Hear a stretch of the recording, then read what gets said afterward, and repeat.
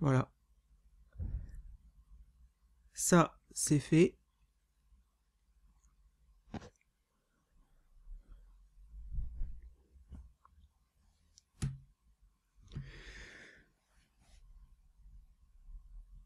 Alors,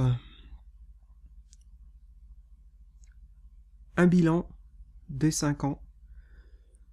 Et je vais tenter de faire ça sans préparation, ou presque. Et sans cut au montage, ça pourrait être intéressant, ou pas.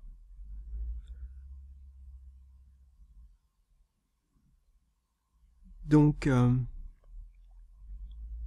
bilan des 5 ans. Avant de commencer, je voudrais te dire merci, toi qui regardes cette vidéo en ce moment. Déjà parce que c'est un vlog, bien sûr, et peut-être que les gens comme toi qui regardent les vlogs sont les gens qui s'intéressent peut-être plus sérieusement à la chaîne et à travers de ça à moi, d'une certaine manière, sans vouloir paraître égocentrique ou arrogant ou nombriliste, bien sûr. Mais comme je sais qu'il y a des gens qui ne veulent voir que des vidéos qui parlent de manga, ce que je peux comprendre, puisqu'après tout on est sur une chaîne qui s'appelle Orion Manga. Si toi tu regardes cette vidéo en ce moment, vu son sujet, vu son titre, eh bien je te remercie d'être là. Ah, la voisine qui vient de claquer sa porte. Merci la prise de son. C'est pas grave. Merci à toi de... Merci à toi quand tu laisses un commentaire, quand tu partages une vidéo. Merci à toi si tu es là depuis très longtemps. Et donc si tu as conscience de ce que 5 ans ça représente sur YouTube. Mais aussi merci à toi si tu es arrivé assez récemment sur la chaîne et que tu trouves un certain intérêt à ce que je te propose, aux vidéos que je fais, aux sujets que j'avance, etc. Voilà, que tu sois l'une de ces personnes ou que tu sois toutes ces personnes à la fois. Sincèrement, je veux te dire merci. Je remercie souvent les gens sur la chaîne de manière collégiale, de manière groupée. Mais c'est vrai que je crois que je n'ai jamais pris le temps de te remercier, toi. Et je pense qu'il était temps que je corrige cette erreur, cet oubli. Donc voilà. Pour résumer, je dirais merci d'être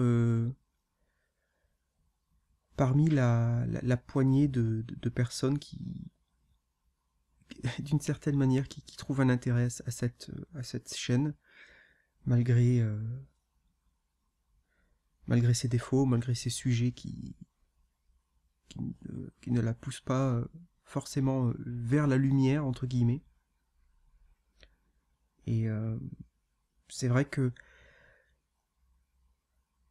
après 5 ans, euh, même si je suis toujours tiraillé entre d'un côté la frustration de voir à quel point très peu de gens, d'une certaine manière, regardent mon contenu, mais en même temps, de l'autre côté, j'essaye de me rappeler que au début, mes vidéos n'atteignaient même pas les 100 vues. Et je me souviens que les premières fois où j'ai fait des vidéos qui ont dépassé les 100 vues, c'était la fête du slip, quoi. C'était le 14 juillet. Donc voilà, c'est sans vouloir m'étendre davantage là-dessus, parce que je comprends que vu de l'extérieur, entendre parler d'un youtubeur, entre guillemets d'un créateur qui se plaint d'une certaine manière du nombre de vues, ça peut très très vite casser les pieds, pour ne pas dire autre chose. Mais vu qu'on est là dans un bilan, je, je pense que c'est quand même important d'en parler, et surtout, parler du nombre de vues n'est pas nécessairement synonyme de se plaindre, c'est juste faire un constat, tout simplement. Faire un bilan, du coup, hein, puisqu'on est là pour ça.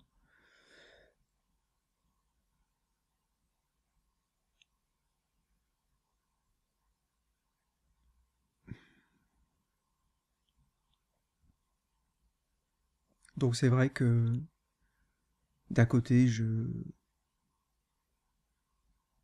suis très très reconnaissant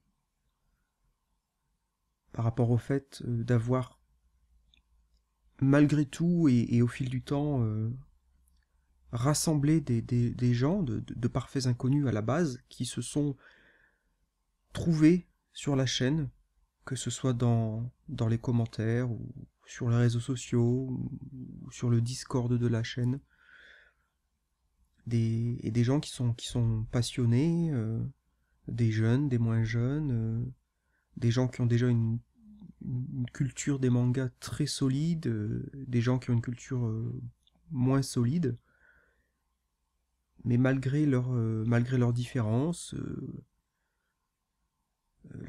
d'âge, leurs différences sociales, etc. Toutes ces personnes se sont trouvées grâce à la chaîne d'une certaine manière, et c'est très visible, notamment sur, encore une fois, le Discord. Et j'avoue que bah, ça fait un peu chaud au cœur, en fait, sans vouloir paraître comme un bisounours, mais de se dire, bah, malgré l'image que les mangas peuvent très souvent donner sur Internet aujourd'hui, d'une comment dire, d'une population de lecteurs très jeunes qui ne s'intéressent qu'uniquement au même style de manga, en particulier les shonen neketsu, voilà, que c'est que ça, et que c'est extrêmement difficile de parler d'autre chose, etc. Il y a une part de vrai là-dedans. Je pense que ma chaîne en est un bon exemple. Mais si on veut regarder le verre comme étant à moitié plein, eh bien, l'expérience de ce qui se passe autour de la chaîne au fil de ces années montre que en réalité, il y a des gens qui sont tout à fait intéressés, tout à fait curieux de parler d'autre chose, de découvrir d'autres choses. Alors peut-être que la question serait est-ce que YouTube finalement n'est tout simplement pas l'endroit, en tout cas pas l'endroit idéal pour, euh, pour parler justement de ce genre de choses, de cette variété. Ce qui n'arrange pas mes affaires, évidemment, mais, euh, mais c'est pas grave. 5 ans donc, euh, j'ai eu donc, bah, ça c'est un exemple de bonne surprise quelque part, même si c'est sur le long terme, pardon. Il y a eu des mauvaises surprises, bien sûr. J'avoue que je n'aurais jamais imaginé que, en parlant de manga, euh, je puisse me retrouver emberlificoté et mis dans des cases très chelous. Euh, n'aurais jamais imaginé me faire des ennemis virtuels. C'est assez fou quand on y pense. C'est pas comme si j'avais une chaîne qui parlait de politique, n'est-ce pas? Ah, et maintenant il y a un camion qui recule ou je sais pas quoi dans la rue, donc vous entendez peut-être des bip bip bip. Ah, ça s'entendra sûrement, mais tant pis. C'est les aléas du différé. Voilà, donc oui, effectivement, se faire des ennemis, se faire lyncher en place publique, se faire diffamer, ça c'est aussi, c'était une grande première. Je pensais pas que c'était possible. Encore une fois, en parlant de manga, en parlant de littérature, se faire diffamer, c'est quand même assez fort, de roquefort. Mais ce sont les joies d'Internet, ce sont les joies des réseaux sociaux, ce sont les joies offertes par certains énergumènes qui, a priori, n'ont pas grand-chose d'autre à faire. Mais ce sont aussi beaucoup de rencontres tout à fait sympathiques ces 5 années. Bon, évidemment, je ne vais pas me lancer dans le fait de citer des noms ou des pseudos ici dans cette vidéo parce que ça, c'est, je vais forcément oublier des gens, donc je vais m'abstenir, mais tu te reconnaîtras, toi qui suis la chaîne depuis longtemps, qui m'envoie des messages privés, ou qui poste toujours un commentaire, ou qui partage toujours mes vidéos, ou qui est très actif sur le Discord, que sais-je encore. Donc c'est vrai que c'est aussi quelque chose d'étrange de constater après 5 ans, on se dit voilà, j'ai rencontré virtuellement des personnes avec qui je parle maintenant de manière assez régulière. Et si je n'avais jamais créé cette chaîne, eh bien, je n'aurais jamais rencontré ces personnes. Bon là, évidemment, c'est Captain Obvious, mais je pense que c'est quand même important de le rappeler. On peut potentiellement le prendre pour acquis.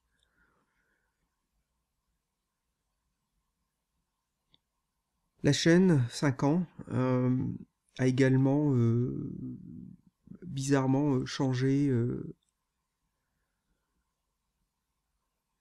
mon approche face au manga. Je ne lis plus du tout de la même façon, je ne lis plus les mêmes choses. C'est vrai que si on regarde les premiers temps de la chaîne, c'était quand même beaucoup plus axé manga. Enfin, c'était beaucoup plus équilibré, je trouve, entre les mangas entre guillemets de niche ou méconnus et des mangas déjà très connus. Voilà, très tôt sur la chaîne, il y a eu des vidéos sur Gun, Akira, Death Note, All You Need Is Kill, Yotsuba, etc., qui sont quand même des mangas, enfin, ce sont pas du tout des titres de niche. Et c'est assez étrange, c'est assez bizarre parce que comment dire, le glissement vers des titres plus méconnus s'est fait vraiment naturellement. En tout cas, dans le cadre de la chaîne. Jamais, je me suis jamais dit, bah tiens, à partir de maintenant, je vais arrêter de parler de titres déjà très connus et je vais faire que des trucs très obscurs. Ça a juste, en fait, évidemment, le contenu de la chaîne reflète mes lectures. Et donc ça s'est juste fait, encore une fois, naturellement. Mes lectures ont changé, et donc le contenu forcément a changé. Et je ne sais pas pourquoi je raconte ça, j'ai perdu le fil de ma pensée, c'est pas grave. Mais non, mais je trouve que c'est intéressant évidemment, moi j'ai très peu de recul par rapport à la chaîne et par rapport à ce que je fais. Donc j'aimerais bien quelquefois être dans ta tête pour voir comment tu perçois l'évolution de la chaîne et est-ce que tu perçois ces changements ou pas, ce genre de choses. Ça serait intéressant de mon point de vue.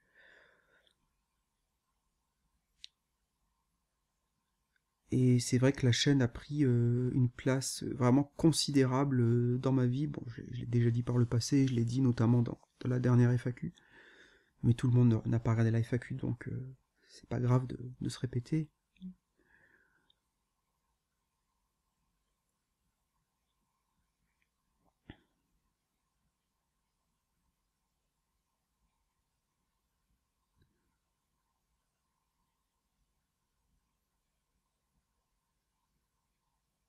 Et peut-être que cette place qu'elle a prise contribue justement à cette frustration de toujours rester dans l'ombre et d'attirer finalement très peu de gens.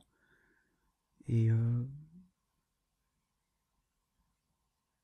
bon voilà, quand je dis ça, il ne faut pas l'entendre dans un sens caliméresque. Euh,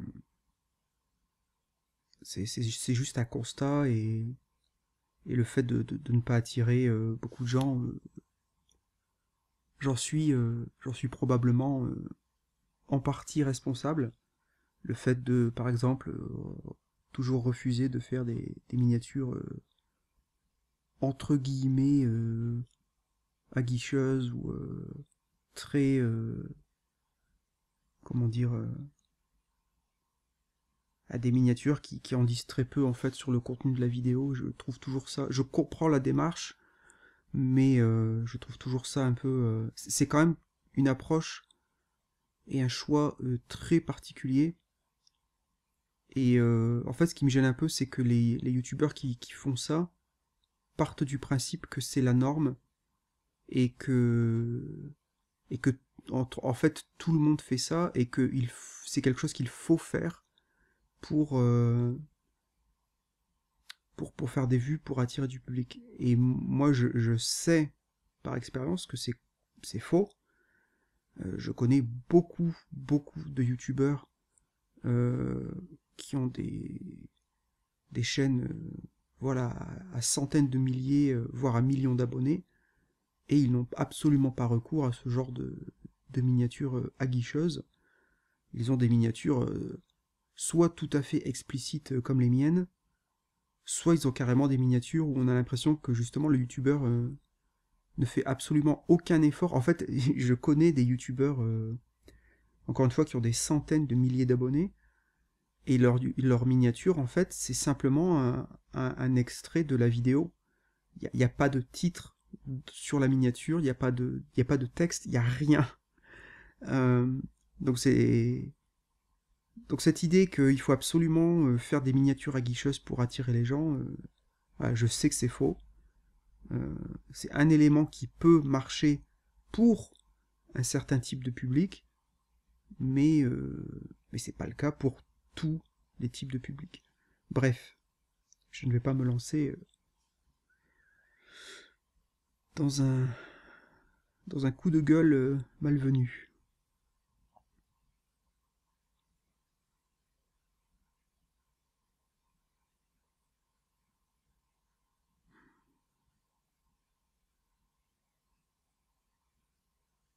J'avoue que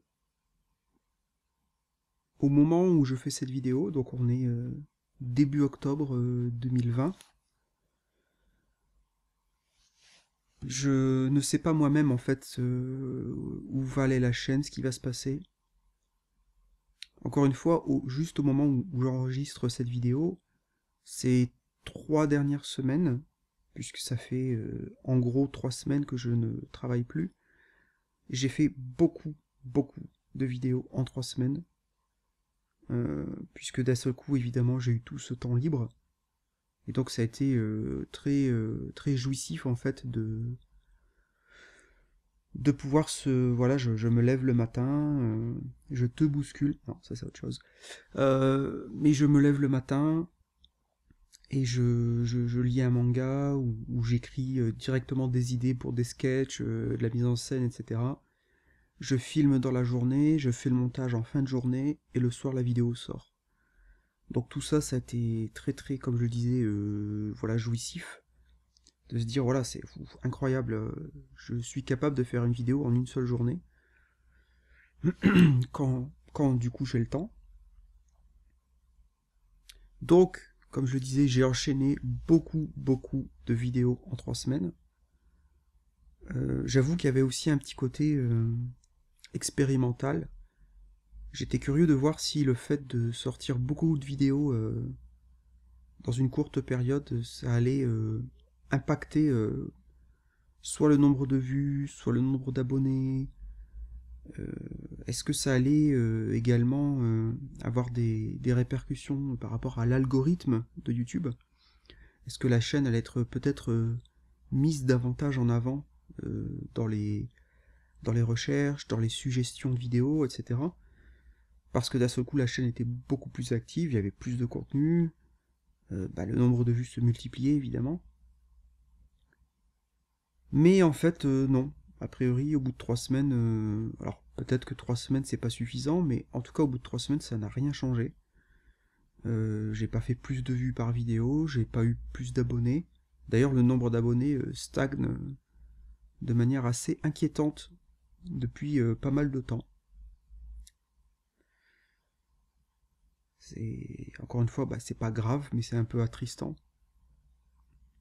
Et Isolde, quel humour. Euh,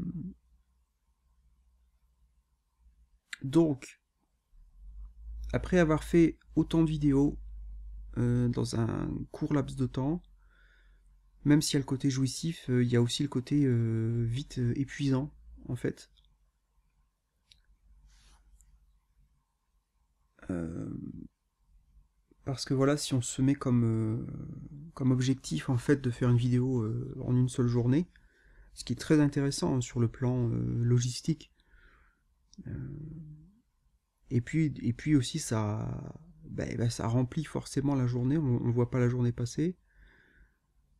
Il y a le côté voilà défi, est-ce que je suis capable de le faire, il y a le côté course contre le temps, faut que la vidéo sorte avant 20h absolument, etc. Donc il y a beaucoup de côtés positifs, voilà, encore une fois c'est un défi qu'on s'impose, etc. Mais évidemment, le revers de la médaille, c'est que c'est vite fatigant.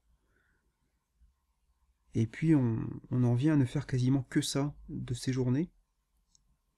Donc il faut aussi que je fasse attention de mon côté, ne pas trop en faire non plus, même si ça va à l'encontre de ma nature. Donc ah, je vois que la luminosité a baissé, je constate ça, donc je vais allumer une petite lampe. Attention, ça va faire mal aux yeux, possiblement. Ne bougez pas. Hop, hop. Voilà, un peu plus de lumière, ça vous fera sûrement du bien aux yeux.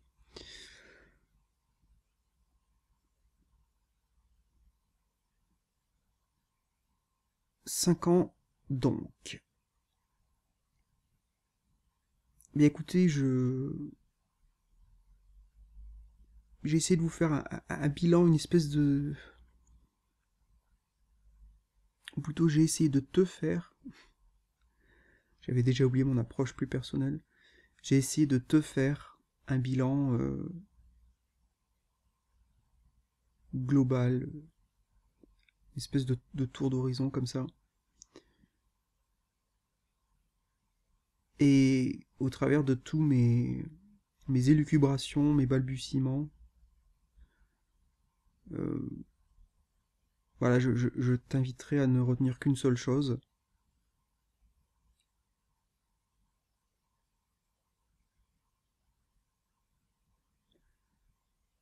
Merci. Euh, Merci d'être là.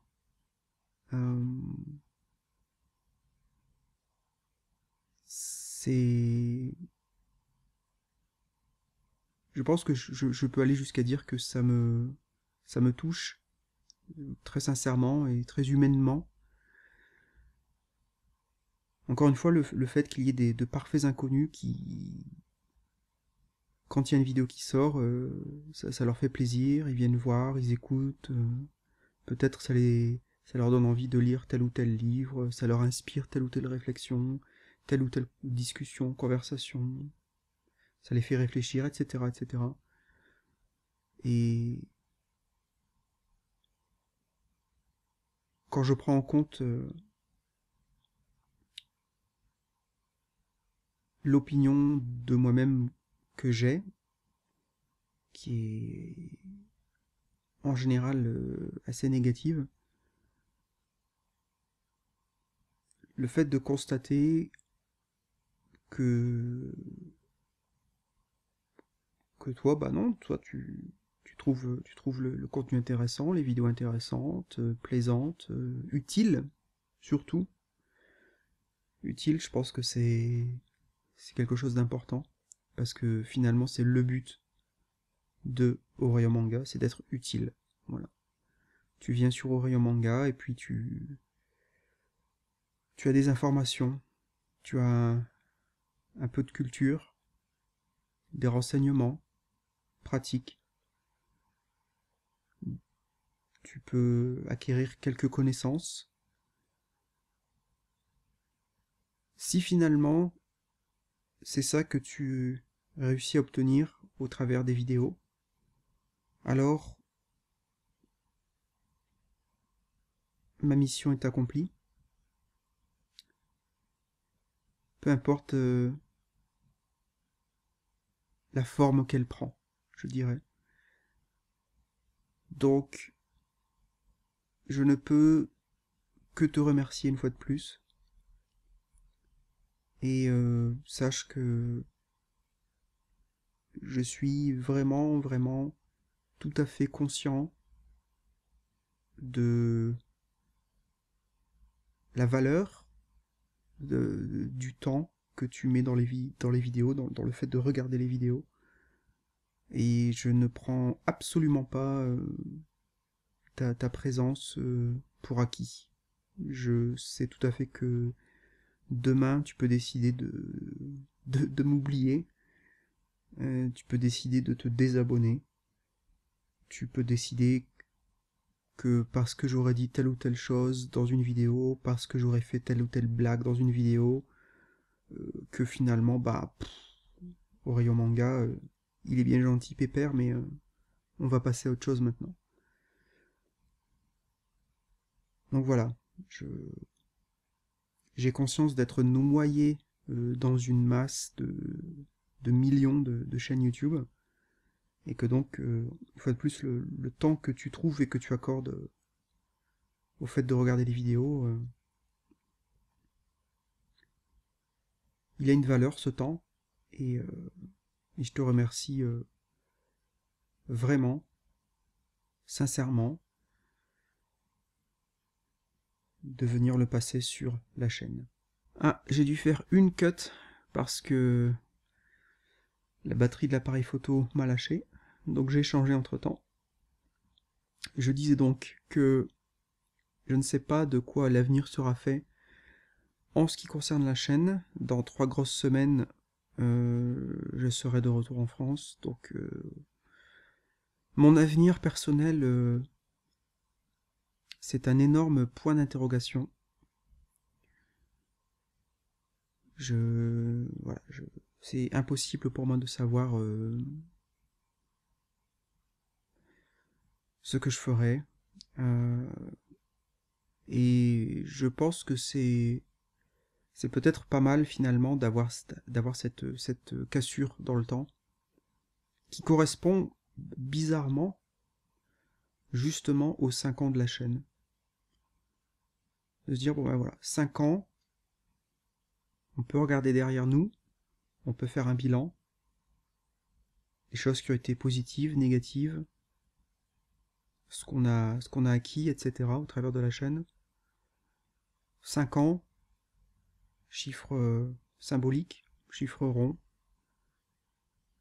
Qu'est-ce qu'on peut en tirer? Qu'est-ce qu'on peut faire à partir de là? Est-ce qu'on continue sans rien changer? Ou est-ce qu'on prend le temps de la réflexion et on se dit bah non, ça pourrait être mieux fait, se débarrasser de certains types de vidéos, etc., etc. Enfin, en tout cas, bien sûr, la porte est ouverte, évidemment, à ce genre de réflexion.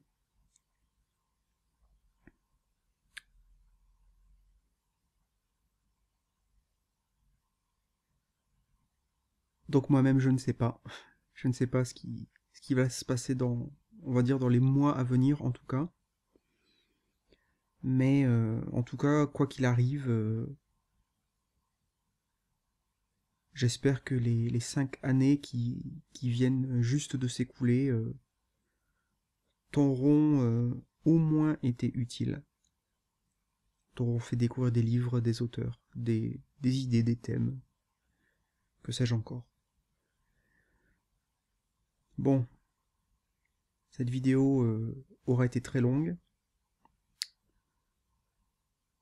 Je vais donc te laisser. J'espère que au moment où tu verras cette vidéo, tout va bien pour toi. J'espère que, évidemment, tu es en bonne santé, vu la situation très compliquée. J'espère que tu es bien au chaud, parce qu'il commence à faire froid, mine de rien. Et puis écoute, voilà, je vais me répéter volontairement une fois de plus. Merci, tout simplement, pour ces 5 années passées ensemble, j'ai envie de dire.